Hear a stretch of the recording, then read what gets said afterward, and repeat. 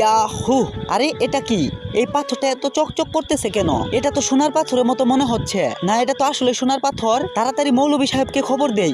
এই যে আসুন মৌলভী সাহেব, এই দেখুন আমি যখন কাজ করতেছিলাম তখন এই সোনার পাথরটা আমি পরে পাই। আরে এই সোনার পাথরটা তুই কত টাকা দাম রাখবি? আরে মৌলভী সাহেব, আমি গরিব মানুষ, কিছু বুঝি না, আমাকে আপনি 10 লক্ষ টাকা দিন। আরে ওকে 2 লক্ষ টাকা ধরিয়ে দে তো। আরে মৌলভী সাহেব, আমাকে মাত্র 2 লক্ষ টাকা দিলেন, আমি তো 10 লক্ষ টাকা চাইলাম। আরে দেখ, একে তো অন্যের জমিনে কাজ করিস, বেশি কথা বললে সোনার পাথরটা রেখে ঘাট ধাক্কা দিয়ে তাড়িয়ে দিব। আচ্ছা ঠিক আছে মৌলভী সাহেব। আরে যা, তুই গিয়ে সোনারুকে ডেকে আন। সোনারু সাহেব, আমার এই সোনার পাথরটার দাম কত হতে পারে? এটা দেখে তো সোনার পাথর মনে হচ্ছে না। অনেকদিন ধরে রোদের মধ্যে থাকার কারণে এর উপরে আয়রন পড়ে গেছে, এই জন্য এই পাথরটার রং সোনার মতো হয়ে গেছে। আচ্ছা বিশ্বাস হচ্ছে না, দাঁড়ান আমি পাথরটা ভেঙে দেখাচ্ছি। তার আগে গাইস, আপনার কাছে সামান্য কিছু টাকা নাকি মাকে বেশি প্রয়োজন? আমার মতো যার মাকে প্রয়োজন তারা অবশ্যই ভিডিওতে লাইক দিয়ে চ্যানেলটি সাবস্ক্রাইব করে দিবে আর কমেন্টে আই লাভ ইউ মা লিখে যাবে। আসলে আমি দেখতে চাই আপনি টাকার চেয়ে মাকে কতটা ভালোবাসেন। এই যে দেখুন পাথরটা কিভাবে ভেঙে গেল। সোনা কখনো এভাবে ভাঙবে না।